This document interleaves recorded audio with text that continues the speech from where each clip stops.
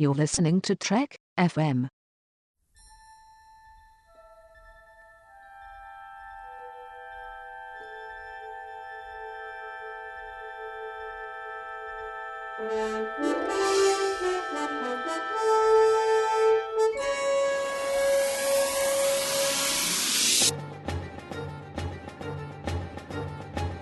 Hello, welcome to a new episode of From There to Here, Trek FM's 50th anniversary rewatch of Star Trek, in which we look at all 729 episodes from beginning to end. I'm your host, Richard Marquez, and here with me is... Tony Robinson!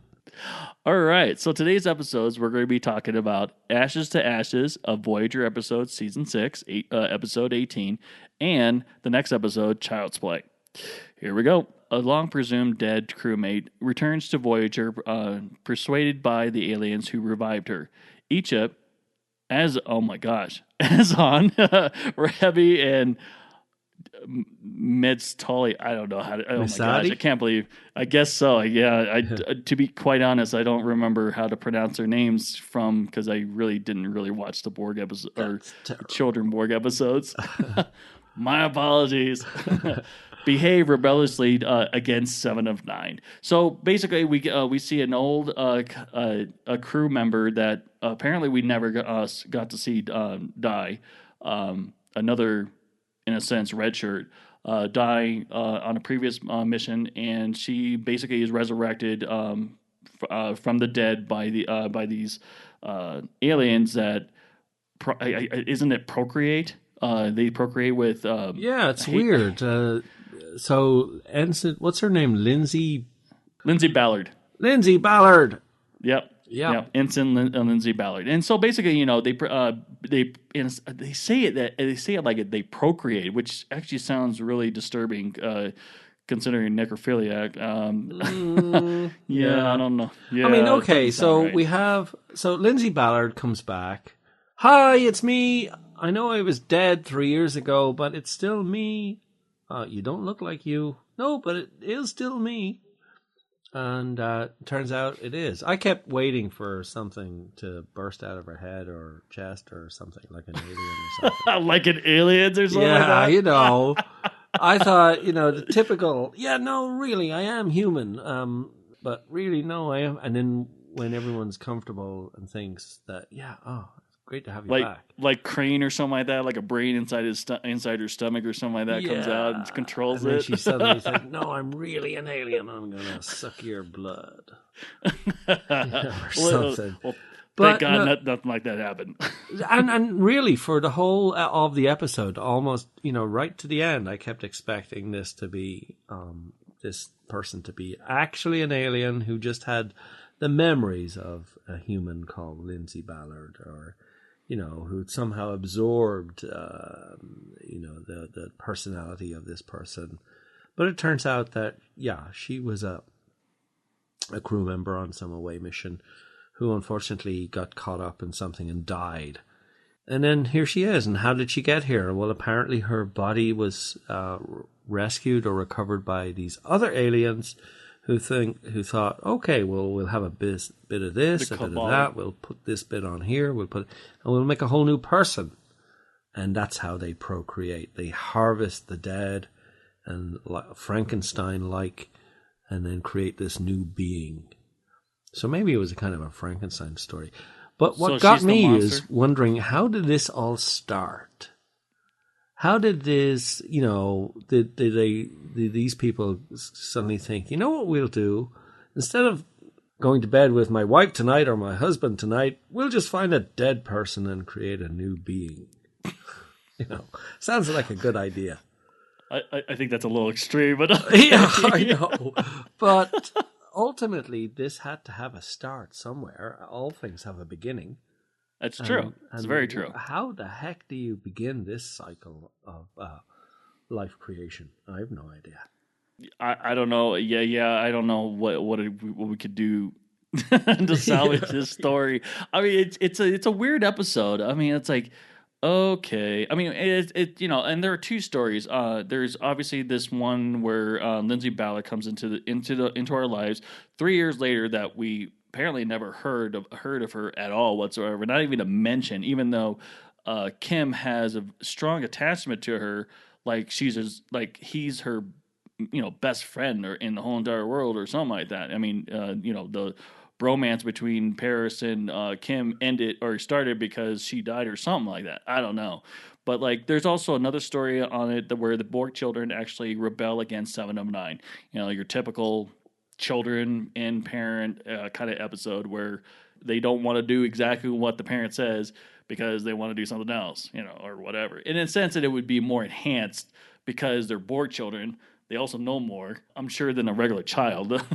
But like, I don't know. Yeah, it's a very weird episode. Yeah, I think on both sides of the equation, you have the children who are exploring a whole new range of emotions and trying to adapt to whatever is normal on Voyager.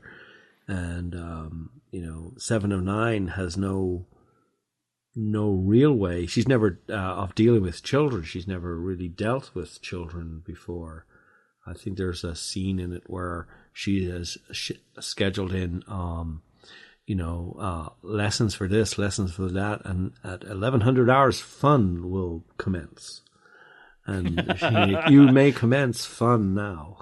Oh my God! If only I could do that with my own child and say, "Hey, right here, 1100, you need to start cleaning your room, and don't backtalk me."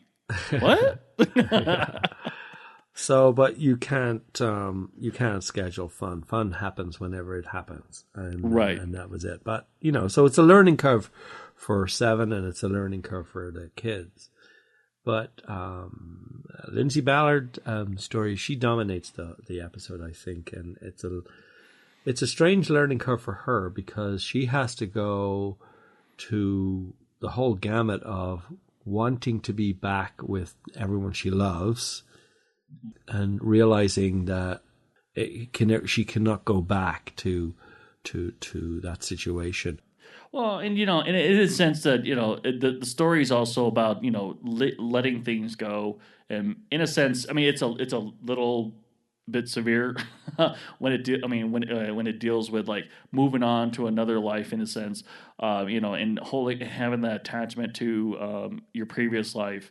Or whether that be like transitioning from high school to, let's say, your regular life or job or college life to whatever you're moving on to, and I guess it puts a life or death sort of like option to the story, which is a little bit crude, but I mean I guess. I that's what I'm thinking. This story was really about, that you need to. Like you said, you need to come to terms with what you have and move on. Yeah, in a sense. You can never go back as much as you would want to. I'm not so sure that was the point of the story, but it certainly does come across that whatever your previous life was, you can never really go back to it, because whereas you think, okay, I can just go back in time and pick up where I left off. You forget that everyone else has moved on. Right. Also, she, by her actions, she put Voyager in danger because her new people were not prepared to let her go. It was an odd one, though, because there's a line in it where her father, quote unquote, says that, life is too precious to us and we will have her back. And yet he's prepared to destroy Voyager. Well, maybe if he destroys Voyager, he just picks up, a couple hundred new people, future aliens, harvest them. Yes, I got my softball team. Yeah. Welcome to your new brother and sister. They don't look like us right now, but, All right, so what'd you think? I liked it. I really liked it. I liked the actress who played Ensign Ballard. I thought she was gung-ho and feisty, and she attacked it for all she was worth, and she really made that part her own, and I instantly liked her.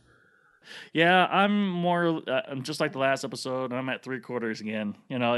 It's good. It's not great, but it's good enough. I mean, it's not an episode that I would watch once every week or something like that, or however many everyone else is watching these episodes or doing their rewatch. Because I watch Star Trek every day, so yeah. Well, it's high on my list. I'll put it that way. There you go. Awesome. All right, so let's move on to the next episode. Child's Play. Not Chucky, the Voyager episode. Egypt's return to his home planet after his abduction by the Borg is difficult for Seven of Nine to bear when her awakening maternal instincts make her suspicious of her parents. And for a good reason, too, because we really, I mean, obviously we don't know what exactly how he was assimilated into it, and there's obviously conflicting stories between the two. So basically, okay, I'm getting ahead of myself here.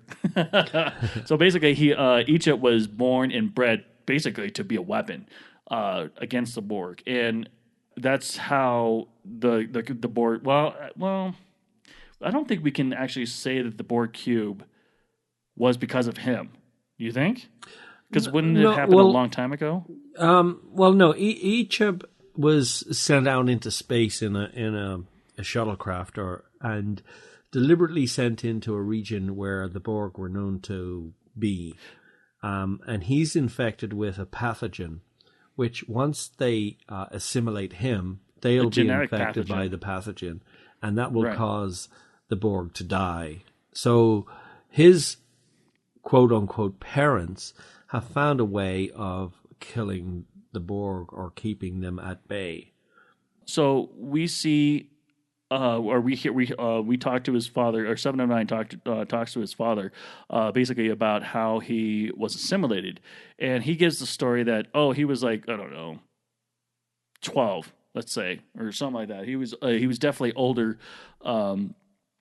When he got assimilated, because he was out in the middle of whatever grove or something like that. Whereas one of the Borg children says he was abducted at a very young age. So unless the species grows, I don't know, at an exponential rate, maybe in a year or something like that I could see that. But I mean, to actually affect a Borg cube, you would think it would be instantaneous. Because I mean, they're going to just basically download everything that he has, or at least in his memories, or even his I don't genes. know. I don't know if the pathogen he's carrying is some sort of electronic device or a cybernetic device that it was a genetic. It was genetic imprinted on his genetic chromosome, or his so how did they absorb that? I don't know. I mean, on one level, I like the idea of it. It's sort of like genetic modification, where you're genetically bouncing out problems with, we do that with GM foods now. We make our food last longer, taste nicer, simply because we genetically modify the food. So here we're taking that to an extreme. Not sure if the episode is a comment on genetic modification, but it's taking it to an extreme. And you're breeding a being with the sole purpose of eradicating another race, or at least a group of that race who are bothering you. You don't want them keep, coming around every so often to take more kids. So let's give them a sting in the tail by giving them one of our kids who's infected. But it's pretty cruel, and you have to be kind of heartless and unfeeling to breed a child with that whole purpose in mind. But that's what they did. Well, and it's definitely a higher form of biological warfare in a sense. I mean, it's tragic. There was one line in there where a parent who, I think it was 7 of 9 said it, that a parent that values his safety over his children is not a parent, and I completely agree with that. I mean, obviously this is an extreme story where you would use your children as a weapon, which I'm sure in history that was the case. But like it's horrific. I mean, to me, it's horrific to even think like that. I mean, having a 6-year-old myself, that could only, I can only, I don't even want to imagine that. Yeah, so, I know, but like you said, someone that's heartless to subject your children to that. But which is worse? You get totally assimilated by an alien race, or you sacrifice a child to stop it happening. I don't know. Dilemma. You wanna stir that pot? No, let's not do that. But purely taking it as a science fiction story, it works to a degree. Can they absorb it into a Star Trek story? I don't know. I see where you're going. I see where you're coming from, but I mean, that's also assuming that everyone has the same morals as we do, and how we see it. Obviously, is that we value our children, and we definitely don't want to put them in harm's way by any means. And maybe a Spartan sort of like a society we meet later on down the road among the stars that doesn't see it that way. Get rid of all the ones that have ailments or physical ailments or don't even look like or have mental problems. Just kill them on sight, or at least I think that's how they used to do it, or back in the Spartan days. In some cultures, yeah, right. And I'm sure they're not the only ones, but it's something like something along those lines. Is like they don't value children as we do, and I mean, desperate times comes with desperate measures, and in this case. It's the children that are being sacrificed, which, to me is horrific. Yeah, there's all sorts of, unanswered questions. So in the end, it's resolved. Ichep gets rescued, and they come and get him and take him away, leaving an entire planet at the mercy of the Borg. Yep. But, backfired. So what? That doesn't matter. We've got each other. Let's get out of here.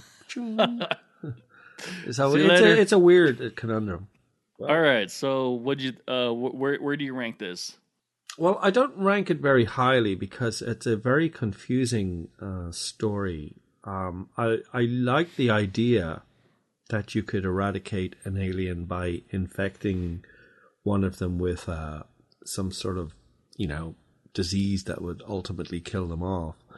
Mm-hmm. But sacrificing your child to do it, it doesn't sit well.